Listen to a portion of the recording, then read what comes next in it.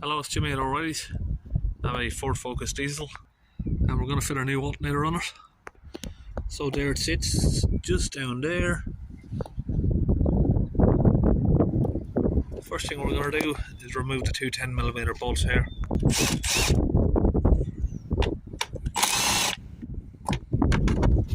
Take this off.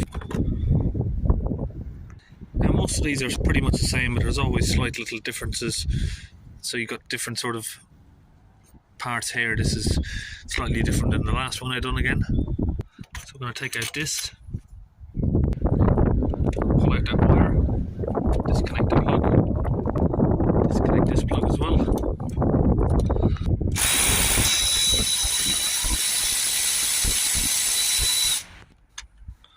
Undo those bolts. So we've taken off the two top ones. This one's got a little bit of a longer bolt on it, so we're going to have to do that with a manual spanner. Or I found a deep 1/4 inch 8 here. These are all 8mm bolts, these ones. And that's loose, I can just undo that by hand.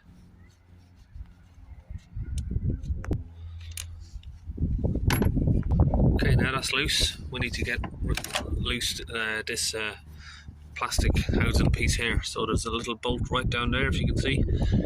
And it looks like we've got another one right here that might need to be removed as well.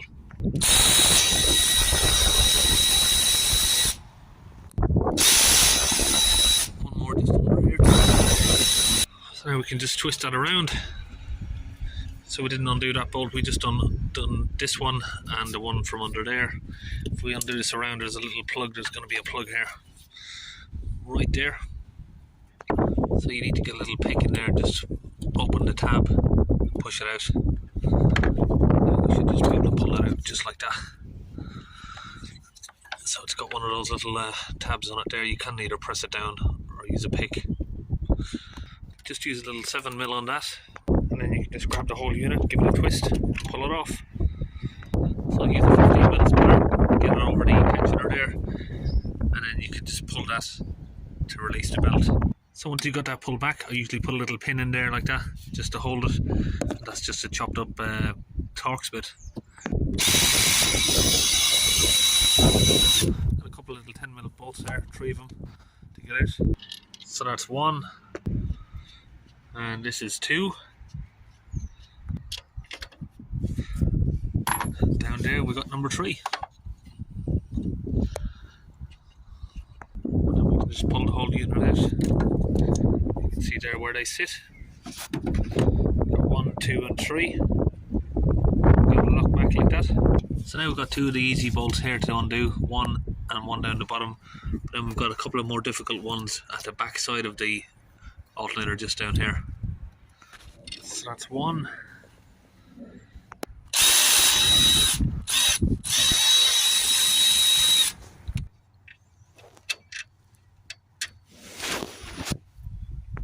So that's those 2 bolts out. So I've got a 16mm hand ratchet here. I'm just putting it on, bend it on a little bit of an angle so I can get into that back bolt there. And there it is there, just on that bolt right there. Now we're just going to press it down. We'll get it open.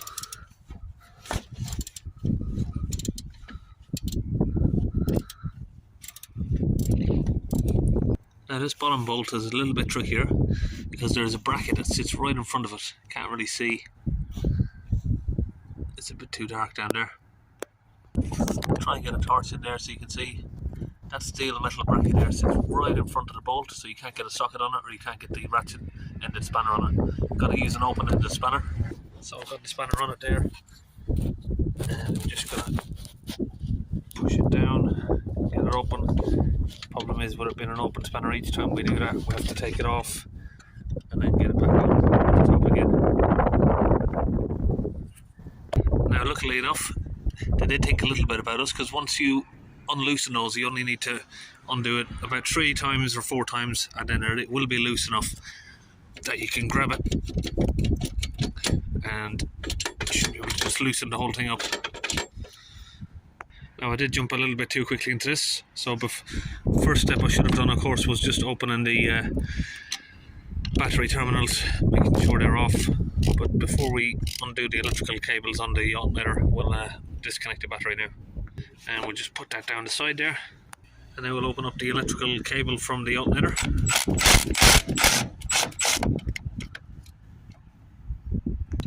Now we can just pull the cable off. There should be another electrical plug right about there. There we are. Just need to find where the little clip is for that, and then pull that off as well.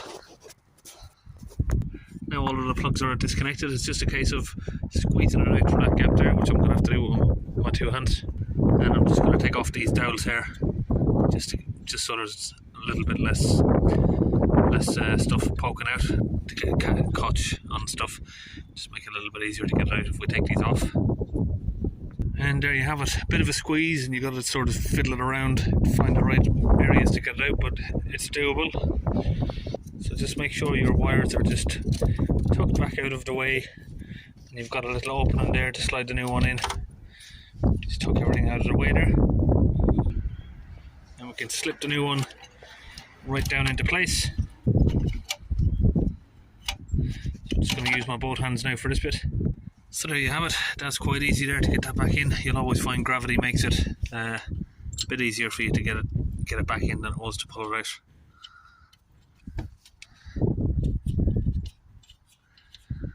Pulling out is always harder than putting it in. We all know that. Just putting the dowels back in here.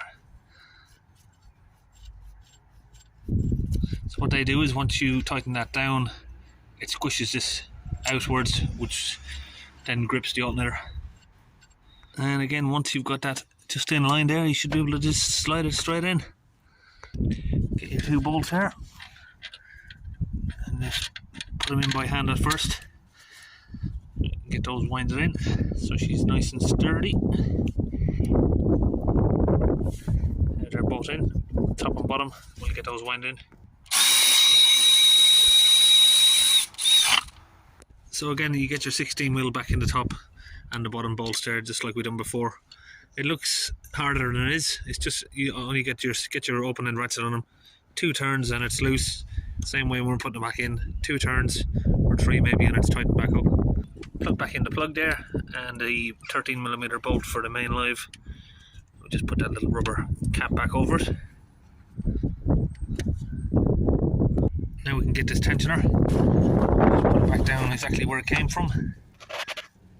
Get those 3 bolts back in. So once you've got those 3 bolts back in on the tensioner there, I'm just going to grab the belt and just slip it back over the alternator there.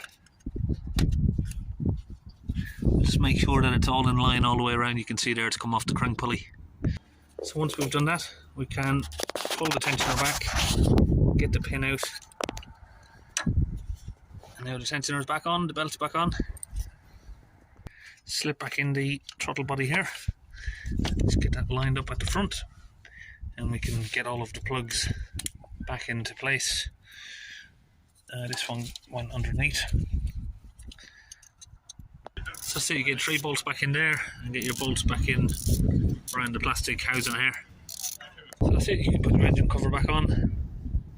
Sorry if there's any wind noise in this video, can't really help that, the wind is a bit atrocious today.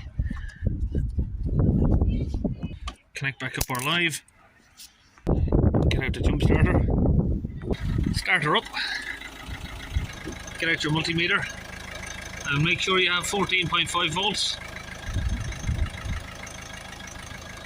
And that's it, all done. That's it, we'll see you in our next video.